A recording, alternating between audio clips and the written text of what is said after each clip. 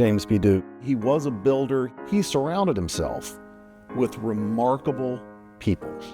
His vision was to make the life of the people of the Carolinas better on a scale that was big.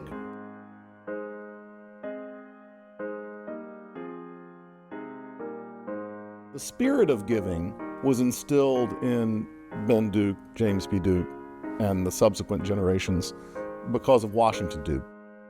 It was Ben Duke who led the family's philanthropy beginning really in the 1890s, and Ben Duke established the pattern of giving to hospitals, to schools, to orphanages, to the church.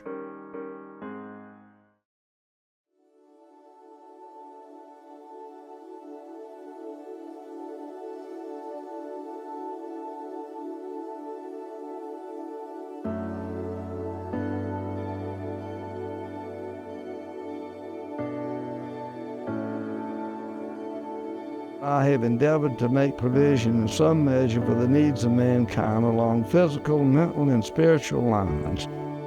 Bishop Kenneth Goodson was a bishop in the United Methodist Church and a trustee of the Duke Endowment. And he once said that we are all stewards of another man's dream. That's the role we play, trying to steward Mr. Duke's dream for the Carolinas.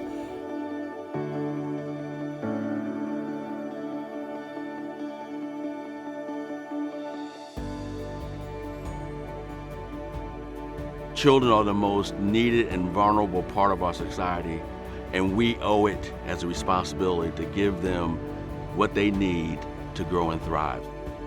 I hope that Mr. Duke would see the work we're doing here at the Relatives and still be saddened that we need to do this work, but also be honored that we are continuing his vision to help kids who don't have the family support they need. A lot of our success, a lot of our innovation has been through helping us to take ideas and turn it into fruition. That when you climb the ladder, reach back and grab somebody's hand and carry them with you. And that's what I'm doing.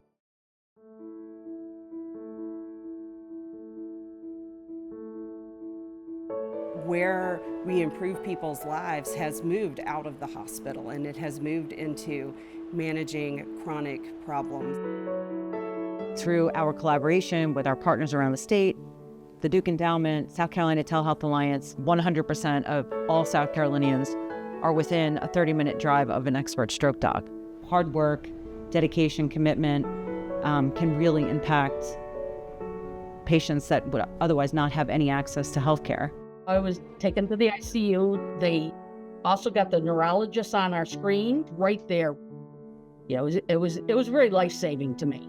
So yes, it's very vital to have it here in these rural communities.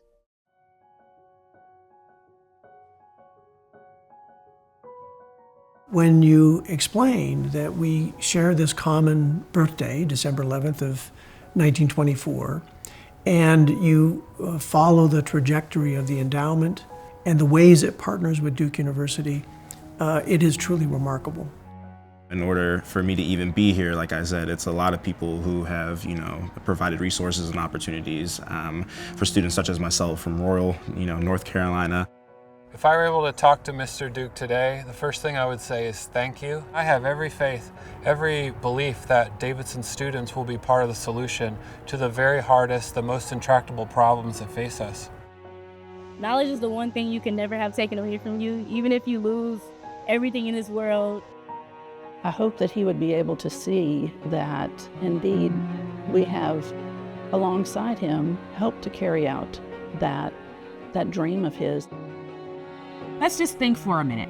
In 1924, what was happening in the world, particularly in this country, when we talk about Black people, when we talk about racism? And in 1924, Mr. James B. Duke said, this is what we're going to do, and we are going to uplift and elevate a historically Black university. The investment from the Duke Endowment has moved mountains. The education that I dreamt of, which I thought was just dreams, and it's turned that into a reality.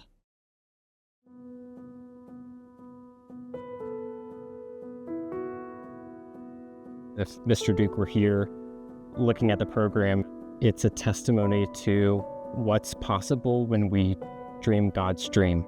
My hope is that we will be able to freely move away from some of our traditions that would keep us inside the walls and actually take Christ to the streets so that people can see us and know that truly we are the hands and feet of Jesus. What's nice with the endowment is they partner with you to think of other ways of taking a look so that you're not necessarily just dealing with the symptom, but you're trying to get to the root cause of an issue in your community. We get to see that.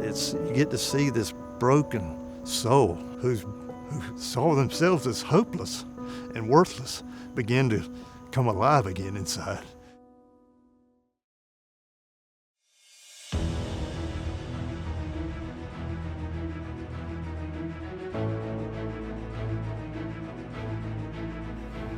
Were Uncle Buck to come back today and talk to us, I know he would exclaim in wonderment and joy and deep gratitude of what the endowment would be, how it's been handled, and how it's grown.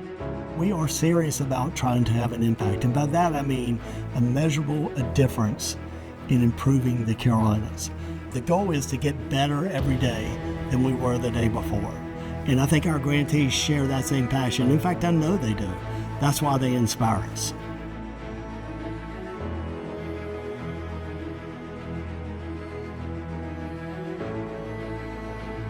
I think he would want us to try to reach a little further, dig a little deeper, work a little harder, where we can help even more people faster.